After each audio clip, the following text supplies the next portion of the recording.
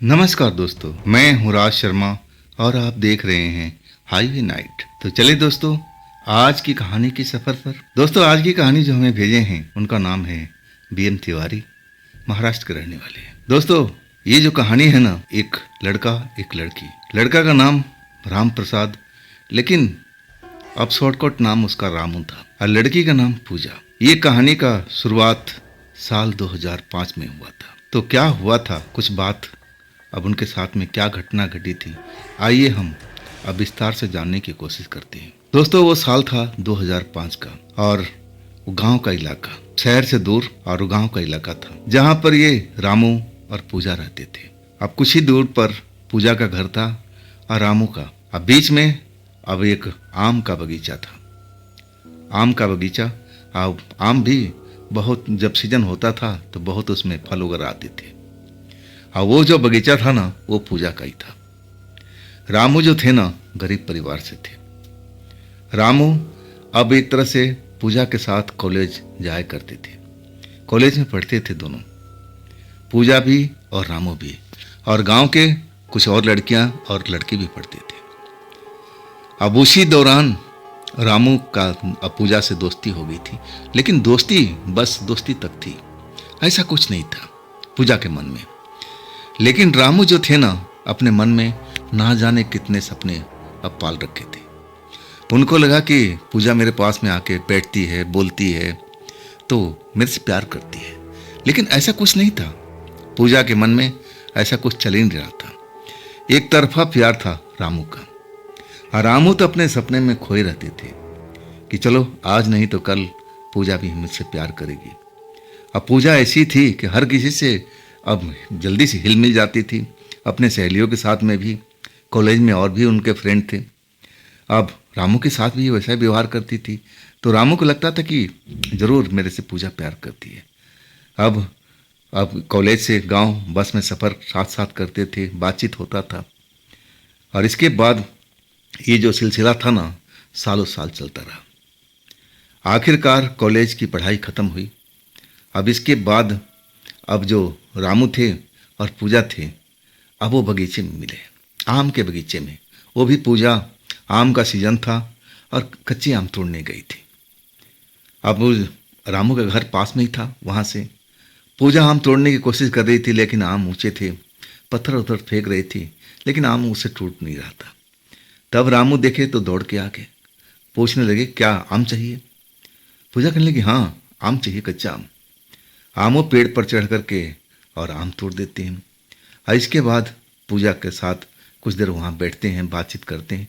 अब पूजा तो ऐसे ही थी, मिलनसार थी, हर किसी से अब ऐसे ही मिलके बात करती थी। दूसरे को लगता था कि अरे ये तो मेरे से ही प्यार कर रही है, लेकिन ऐसा कुछ नहीं था। उसका मन जो था ना, बिल्कुल सच्चा था।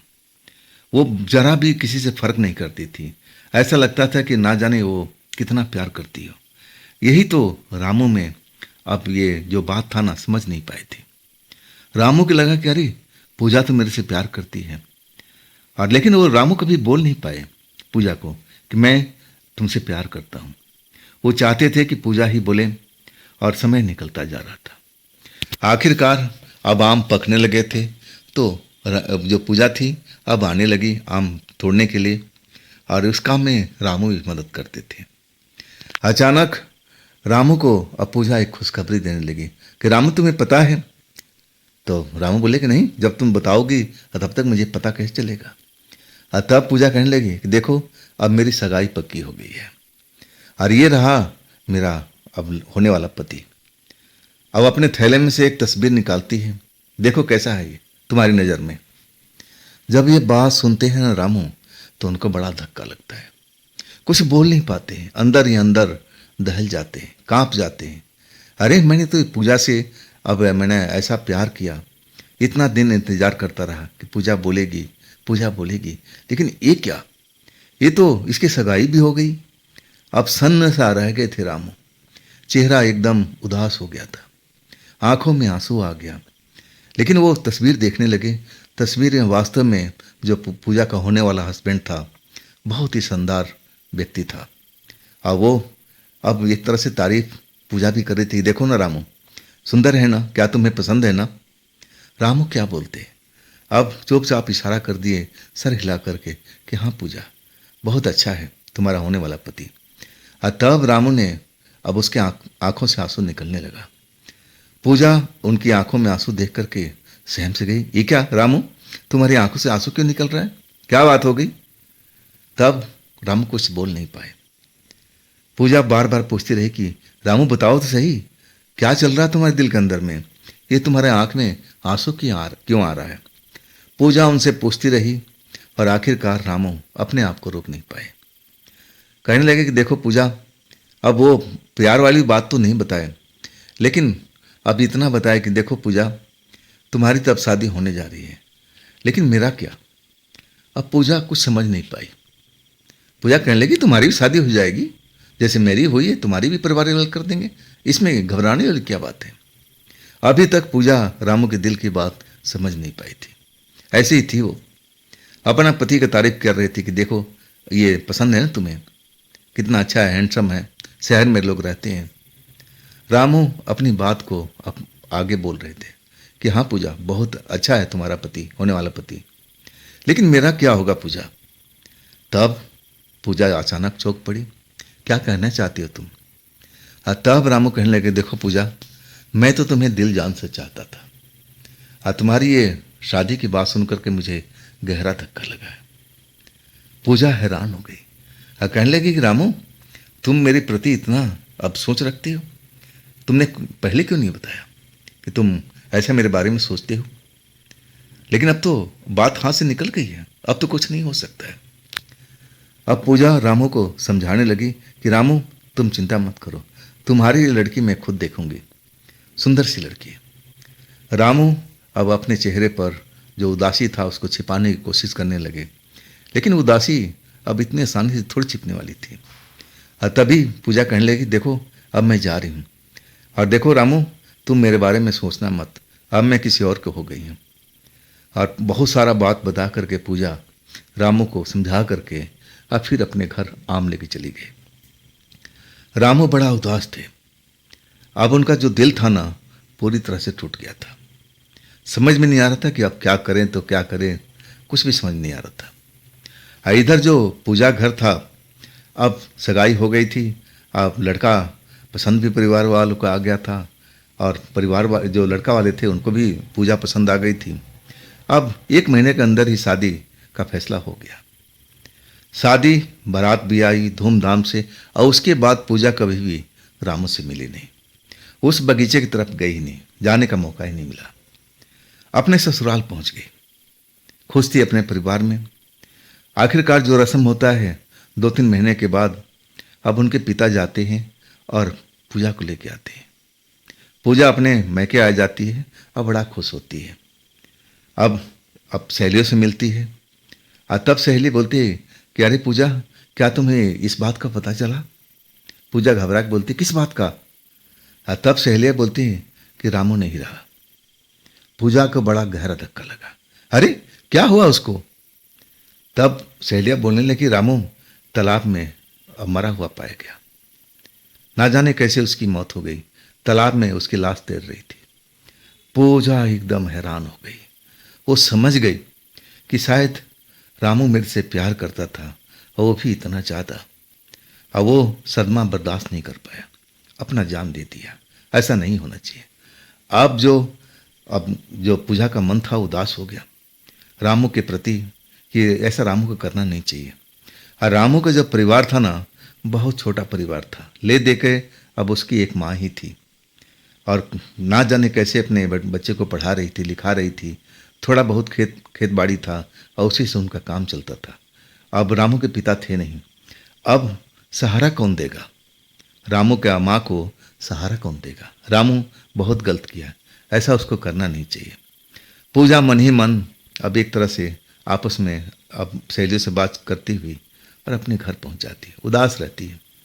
लेकिन माँ से पूछती है तो माँ भी वही बताती है कि बेटा वो उसकी लाश तालाब के पास में पाई गई थी, तालाब में उसकी लाश तैर रही थी। लोग बाग को नजर आया, तब देखा गया तो वो रामू की लाश थी। अब पूजा एक तरह से अब कुछ बताई नहीं अपनी माँ को, जो भी बात था अंदर की छिपा गई। अब ये नहीं बताई कि रामू मेरे से प्यार करता था, अब मरने के कारण मैं हूँ। बात खत्म हो गई, लेकिन मन ही मन अब उदासी रहती थी। और इसके बाद वो विदा भी हो गई, ससुराल भी पहुँच गई। ससुराल पहुँचने के बाद कुछ महीनों के बाद फिर उसके अब माँ उसको बुलाती है कि बेटा बहुत दिन हो गया, अब तुम थोड़े दिन के लिए आ जाओ, मेरा भी मन बहल जाएगा। अब आ जाती है पूजा। दोपहर के टाइम, गर्मियों का टाइम था और आम का सीज़न फिर स्टार्ट हो चुका था। आम पके हुए थे और पूजा आम के बगीचे में पहुंच जाती है। जब आम के बगीचे में पहुंचती है ना, तो आम को तोड़ने की कोशिश करती है, लेकिन आम टूट नहीं पा रहे। पत्थर उत्थर फेंकती है कि कैसे भी आम टूट जाए, लेकिन आम टूटता नहीं है। अचानक अपने आप आम कुछ गिरने लगता है, तो देख करके हैरान हो जाती है कि अरे भाई, अपने आप ना आंधी चल रही ना तूफान चल रहा है, तो आम कैसे गिर रहा है। पत्थर फेंक रही तो कहीं निशाना और कहीं लगता है, आम टूटता ही नहीं है। अब फिर अपने आप आम कैसे गिरने लगा। आम जब गिर जाता है तो बड़ा खुश हो जाती है। आम को थैले में समेट करके और जब वो चलने लगती है, तब एक साया दोपहर के टाइम में पेड़ के पीछे से निकलता है। वो साया देख करके समझ नहीं पाती है कि आखिर ये है क्या भला। और वो साया कुछ ही देर दिखता है और फिर वो गायब हो जाता है। अब पूजा जो थी ना, वो डर जाती है उस साये को देख करके। और उनके माँ बताया करती थी कि देख बेटा, अब दोपहर के टाइम में बगीचे में मत जाया कर, दोपहर का टाइम भी भूतों का होता है। अब जो गांव के लोग हैं तो दोपहर में आराम करते हैं, अब तुम बगीचे में पहुंच जाती हो। सब कुछ अपने माँ को बताती है, तो माँ उसको समझाती है कि बेटा आज के बाद कभी दोपहर में मत जाना, दोपहर के टाइम में भी भूत प्रेत घूमते रहते हैं, ये ठीक नहीं है। डर जाती है पूजा और फिर अपने घर में रहती है।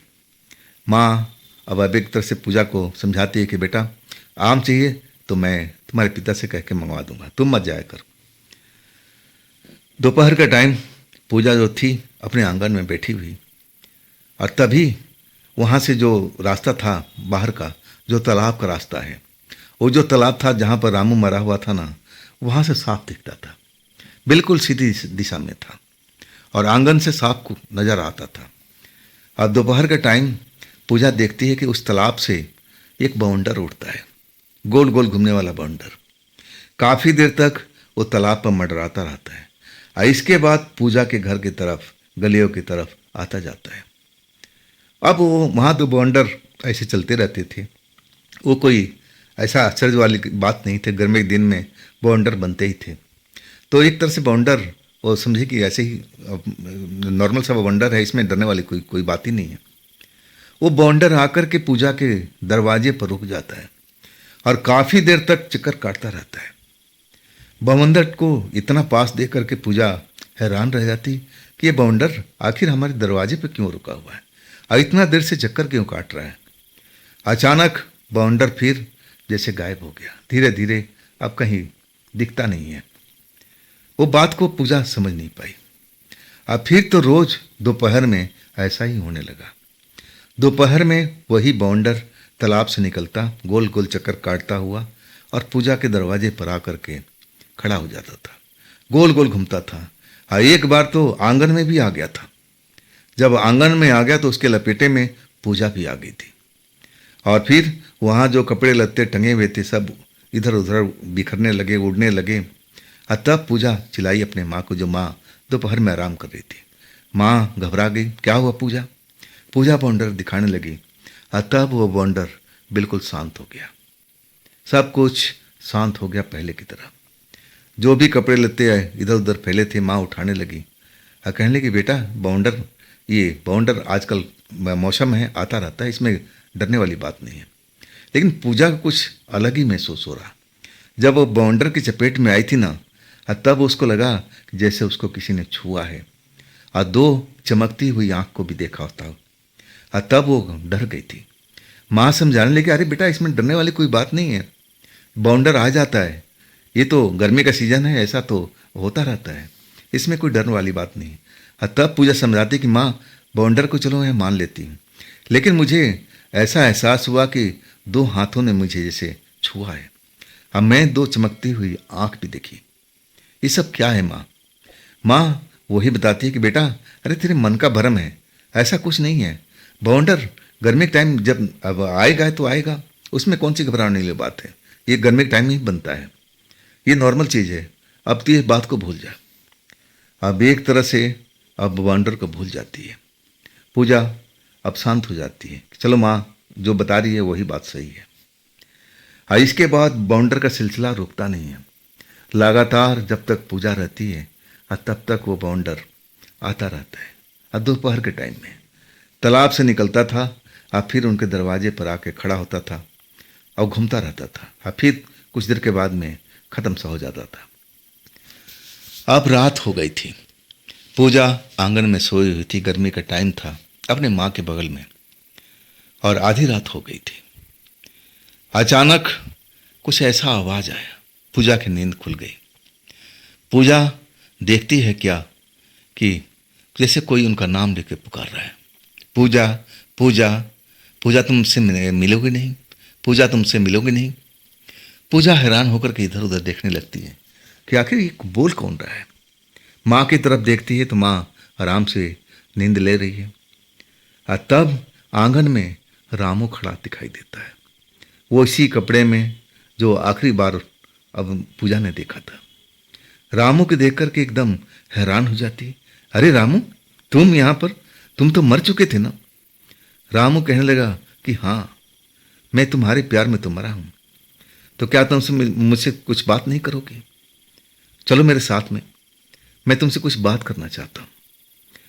पूजा अब रामू की आंखों में देखती है तो एक तरह से उसके आंखों में ऐसा ना जाने क्या था, कौन सा जादू था, वो आंखों में फंस जाती है। अपने माँ को भी नहीं उठाती है। आधी रात हुई पड़ी है और आसमान में चांद निकला हुआ है। पूजा अब रामू के बातों में आ जाती है।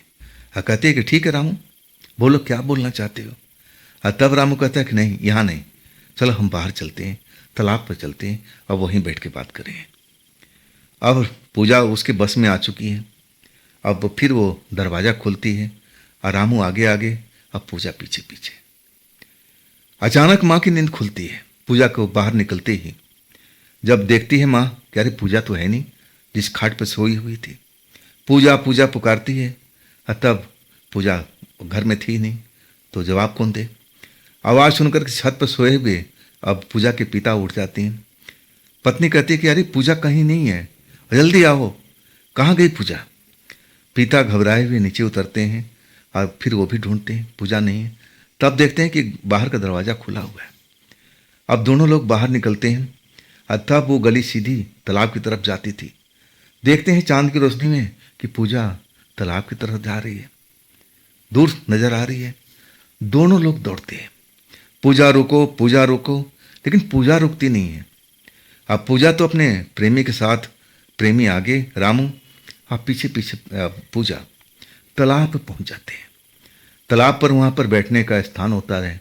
अब सीमेंट की बेंच बनाई गई थी और शाम के लोग वहाँ पर हवा खाने के लिए अब वहाँ पर बैठते थे, बातचीत करते थे।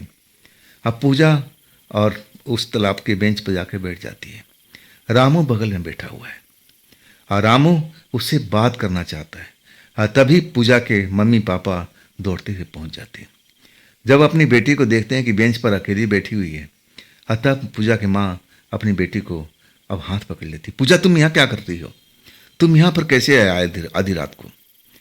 पूजा का जैसे अब वो जादू टूटता है। पूजा खुद अपने आप को तालाब के पास देख के घबरा जाती है। कहती है, माँ माँ, मुझे रामू लेके आया था, मुझे रामू लेके आया था।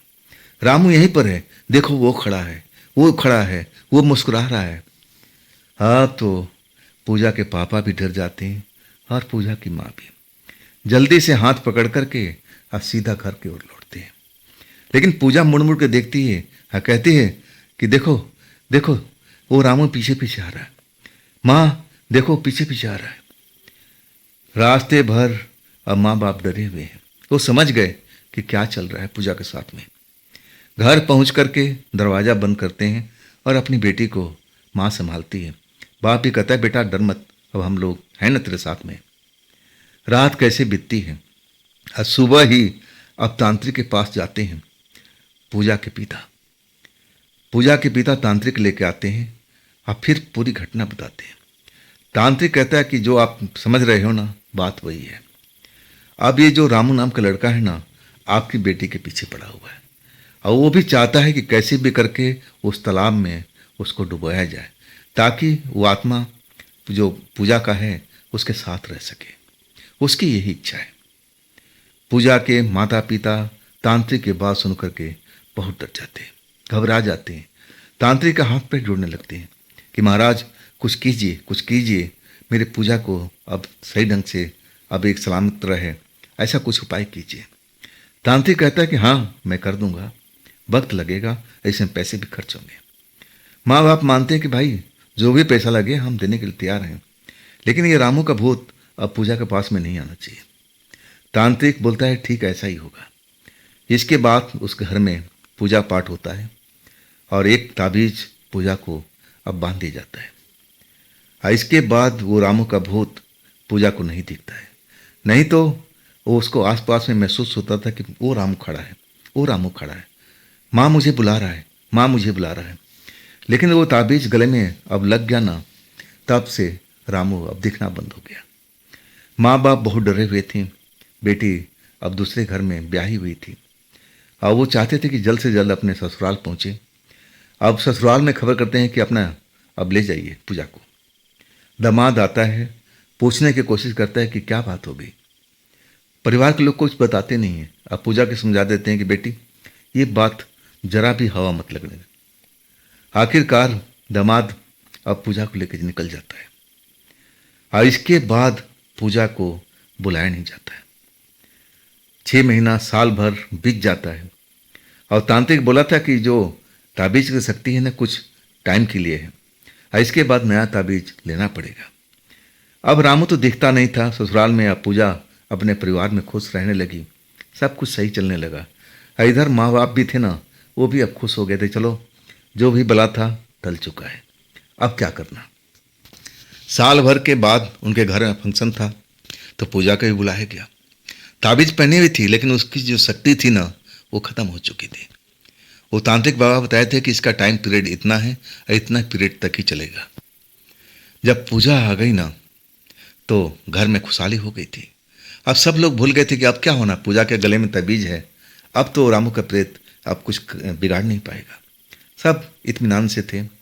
रात हुई और इसके बाद अब वही आंगन में गर्मी का टाइम था और माँ बेटी सोए हुए थे, पिता छत पर अपना, और फिर वही रामू का भूत फिर आ जाता है, पूजा को जगाता है। पूजा जाग जाती है और जैसे ही रामू से आंख मिलती है तो उसके बस में हो जाती है। रामू उसको कहता है कि चलो फिर हम चलते हैं तालाब पर। अब पूजा उसके बस में पूरी तरह से।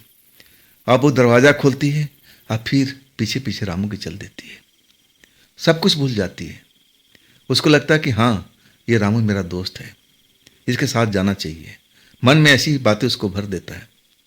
इधर जो पूजा की माँ थी ना, अब कुछ देर तक सोती रही और जब अचानक उनका नींद खुलता है तो देखती है बेटी है नहीं। घबरा जाती है, अपने पति को आवाज़ देती है कि देखो जी फिर पूजा गायब हो गई है। पति भाग के आते हैं, वो भी ढूंढते हैं, देखते हैं कि बाहर का दरवाज़ा खुला हुआ है और उधर पूजा को लेकर रामू तालाब पर पहुंच चुका है, बेंच पर बैठे हुए हैं। अब जैसे पूजा अपना सूद बुद्ध खोए हुए है। अब फिर भी पूछ रही कि रामू तुम मुझे यहाँ पर क्यों लेके आए हो, तुम तो मर चुके हो ना, अब मुझे क्या चाहिए। तब रामू कहता है कि देखो पूजा मैं मर चुका हूँ लेकिन प्यार तो मैं इतना ही करता हूँ ना, एक बार मैं तुम्हें पाना चाहता हूँ, बस मेरी आखिरी इच्छा है, इसके बाद मैं तुम्हें दोबारा बुलाऊंगा नहीं। अपने मन की बात कहता है। तब पूजा कहती कि नहीं नहीं ऐसा नहीं हो सकता है, मेरी शादी हो गई है, मैं किसी और की हूँ, नहीं ये काम मैं ऐसा नहीं होने दूंगी। अब एक तरह से जबरदस्ती अब वो पकड़ता है, बाहों में भर लेता है। अब पूजा चीखती है कि नहीं रामू ये गलत कर रहे हो, रामू ये गलत कर रहे हो। तब तक माता पिता दौड़ते हुए तालाब पे पहुंच जाते हैं। बेटी को पाते हैं कि बेंच पर लेटी हुई है, अकेले, रामू नहीं दिखता उन लोगों को। अब दौड़ते हुए माँ पहुंच जाती है और तब पूजा को होश आता है, रोने लगती है कि माँ देखो रामू मेरे साथ में गलत करने की कोशिश कर रहा, आप लोग सही वक्त पर आके। रोने लगती है, माँ से लिपट जाती है। माँ समझ जाती है बात को। आसपास देखती है लेकिन रामू कहीं नजर नहीं आ रहा। लेकिन पूजा को रामू दिख रहा है, वो तालाब के किनारे खड़ा है और फिर वो बुला भी रहा है कि नहीं पूजा, तुम जाना नहीं है, तुम मेरे साथ में रहना है। पूजा डर जाती है। माँ कहती है माँ जल्दी चलो घर पर। माता पिता पूजा घर लौटते हैं। अब फिर लोग सो नहीं पाते हैं, पूजा के पास में रखवाली करते हैं।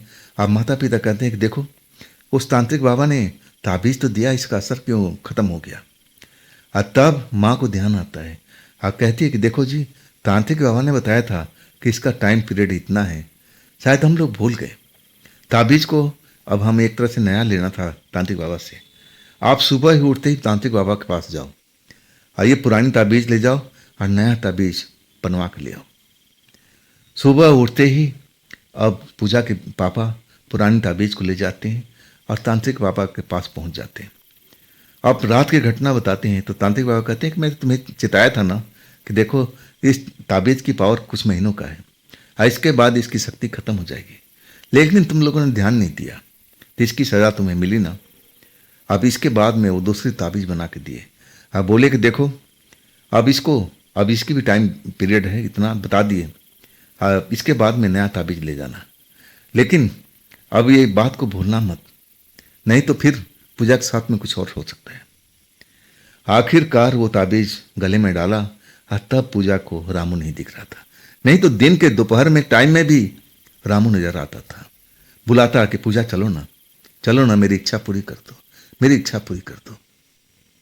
ताबीज जब गले में डल गया तब जाकर के रामू दिखना बंद हुआ। इसके बाद फिर उन्होंने दामाद जी को बुलाया कि दामाद जी आकर के पूजा के ले जाओ। दामाद जी आए और पूजा को लेकर चले गए और इसके बाद साल भर तक वो लोग नहीं बुलाए। हाँ, ताबीज जरूर लेकर के जाते थे। आखिरकार वो तांत्रिक बाबा के पास पहुंचे कि बाबा ऐसा कब तक चलता रहेगा, कुछ आप पक्का इलाज कीजिए ना। और तब वो कहने लगे ठीक है, हम पूजा पाठ करेंगे उसी तालाब पर, रामू का आत्मा को शांत कराने की कोशिश करेंगे और नहीं तो उसको बस में करेंगे। अब परिवार के लोग मान चुके थे और इसके बाद तांत्रिक बाबा उस तालाब पर आ गए और सिर्फ पूजा के पिता, माँ नहीं, माँ को तो बिल्कुल इजाज़त नहीं दिया। रात के टाइम 12 बजे के आसपास तालाब पर पूजा पाठ हुआ और पूजा के पापा थे आसपास देख रहे थे, लेकिन रामू नजर नहीं आ रहा था। आखिरकार तांत्रिक बाबा रामू को बुलाने लगे कि रामू जहाँ तुम हो मेरे पास में आओ। तभी तालाब में हलचल हुई, जोर जोर से पानी उछलने लगा। तालाब में से रामू निकला, वही रंग रूप, वही कपड़ा, और सीधा चलते हुए तांत्रिक बाबा के पास पहुंचा। हाँ, तुमने बुलाया, बोलो क्या चाहिए तुम्हें। तांत्रिक बाबा कहने लगे मुझे कुछ नहीं चाहिए, मैं तुमसे 2 बात करना चाहता हूँ। तुम पूजा का क्यों परेशान करते हो। तब वो रामू कहने लगे मैं पूजा से प्यार करता हूँ और मैं उसी की वजह से तो मरा हूँ, तो मेरा इतना अधिकार तो बनता है। तब तांत्रिक बाबा कहने लगे तुम अब जिंदा नहीं हो, तुम मर चुके हो, तुम अब एक प्रेत बन गए हो और तुम्हारा कोई अधिकार अब बनता ही नहीं है। अगर तुम इस जगह को छोड़ के चले जाते हो अपने आप तब तो ठीक है, नहीं तो मुझे तुम्हें अपने साथ ले जाना पड़ेगा, तुम्हें पकड़ करके अब मैं अपने थैली में डाल दूंगा। बोलो क्या कहते हो। अब वो जो आत्मा था अब रामू का, अब वो एक शक्तिशाली प्रेत बन चुका था, अब वो काबू में नहीं आ रहा था। अब कहने लगे नहीं, मैं इस तालाब को छोड़ कर नहीं जाऊंगा, मुझे अपने पूजा का इंतजार यहीं करना है। आखिरकार तांत्रिक बाबा अपने जादू के बल पर, तंत्र मंत्र का बल पर उसकी आत्मा को पकड़े, अपने थैली में डाले। अब फिर वो दूर जा कर के अब एक गड्ढे में दबा दिए थे। अब फिर पिता को बोले कि अब डरने की आवश्यकता नहीं है, अब रामू की आत्मा कभी तुम्हारी बिटिया को परेशान नहीं करेगा, उसको सही ठिकाने पर पहुंचा दिया। और इसके बाद में परिवार में अब एक तरह से सुख शांति हुई थी। पूजा आती है आज भी, लेकिन जैसे आती है ना डर जाती है। तब माता पिता कहते हैं कि अब डरने की आवश्यकता नहीं है, अब जो करना था हमने करवा दिया। तो दोस्तों ये थी आज की कहानी। ये कहानी आपको कैसी लगी कमेंट में ज़रूर बताइएगा। और दोस्तों अगर आपके पास भी ऐसी कोई घटना है, ऐसी कोई कहानी है जो आप मुझे बताना चाहते हो, तो आप मुझे इंस्टाग्राम पर या मेरे व्हाट्सएप नंबर पर अपनी घटना, अपनी कहानी को आप शेयर कर सकते हो। और दोस्तों ये भी चैनल आप ही का है, तो इसको भी अपना प्यार दीजिए, लाइक कीजिए, सब्सक्राइब कीजिए यदि आपने नहीं किया है तो, और फिर अपने दोस्तों को शेयर भी कीजिए। मैं कल की रात फिर मिलता हूँ इसी चैनल पर, इसी टाइम पर। आप लोग अपना ख्याल रखिएगा। नमस्कार।